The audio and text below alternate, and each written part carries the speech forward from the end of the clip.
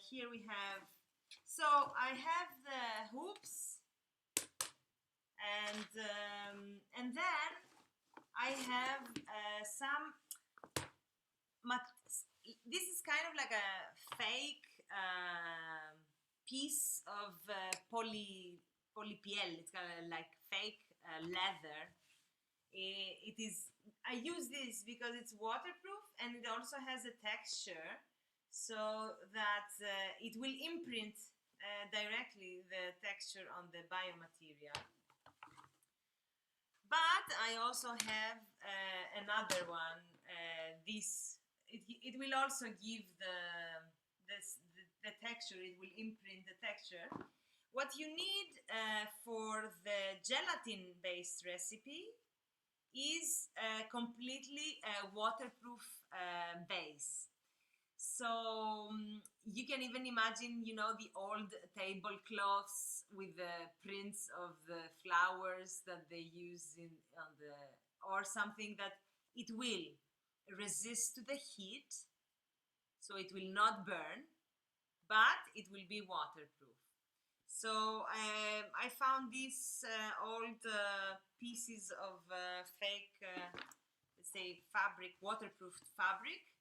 It could even be some of the fabrics that they use when they for the labels on the street, you know, like the banners and these things. You can also use that. And here you make the hoop. And what you need to understand first is what is the material, the amount that I need. So you need to measure, this is 20 centimeters, and the thickness that I want to have is going to be 4 millimeters, and I need to calculate the volume that I need. This is very important so that we don't do more material than we need. And we can already start. The thing is that today I didn't have with me the digital scale. In order to measure the powder quantity, I have my little measuring cup to measure the ml. So what I have been looking online is how many grams is a teaspoon. So a teaspoon is about 2.5 grams. But if you have a measuring scale, it's better to follow the recipes that I will share with you with you now.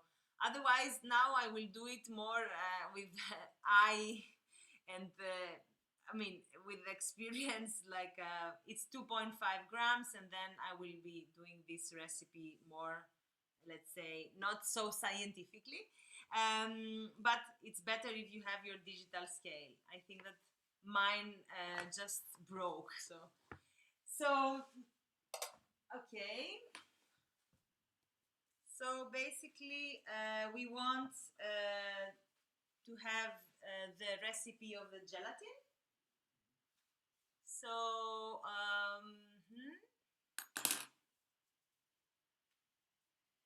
so this will be 400 ml of water.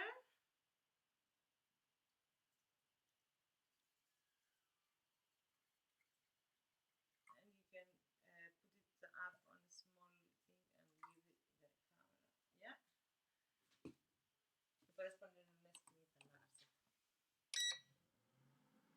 So the gelatin recipe, as you've seen, was 400. I think that I also did it is more than I need, actually. So could you show the recipe short again?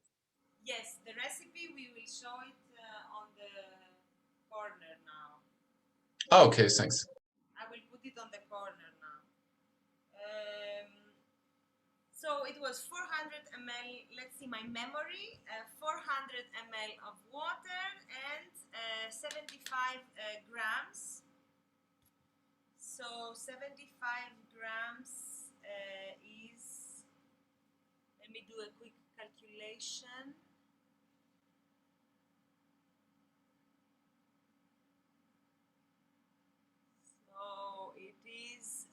5.5 tablespoons.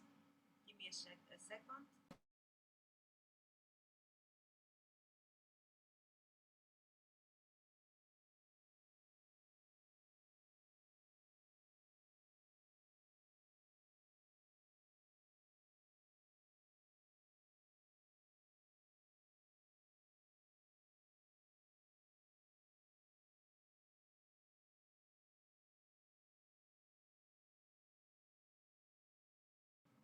Okay, so now the water is boiling and we don't want that. We have heated it up for the gelatin recipe, but now we want to lower it down, lower the temperature down. I went online and I checked how many grams, how many tablespoons is 75 grams, and it says 5 and 1/3. So 1, 2, 3,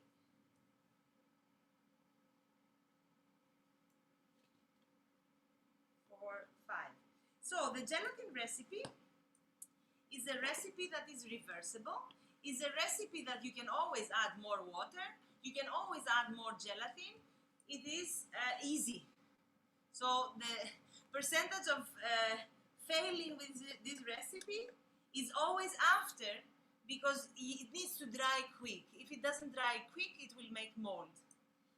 And now I am putting it very low, and the water is heated. I will start adding the gelatin. So if I want to have something very rigid,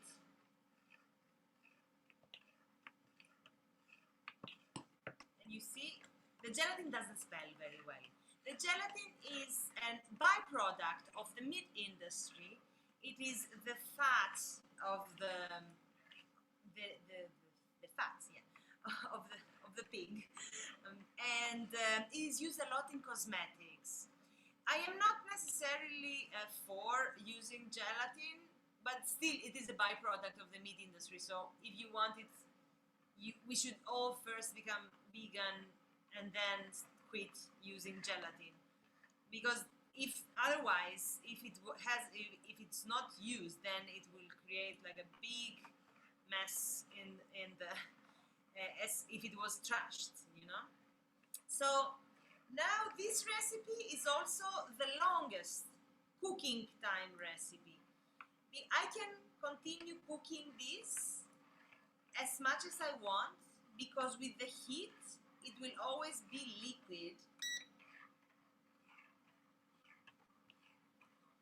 So now water and gelatin is rigid.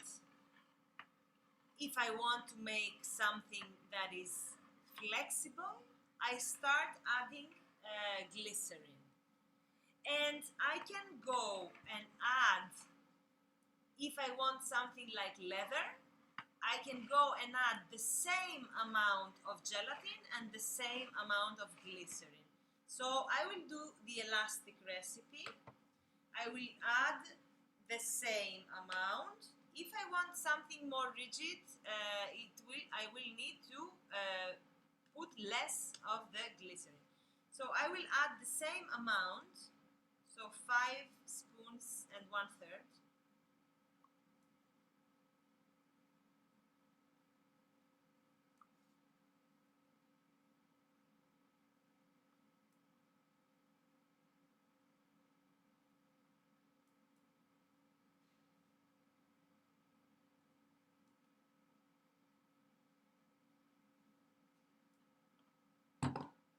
Okay.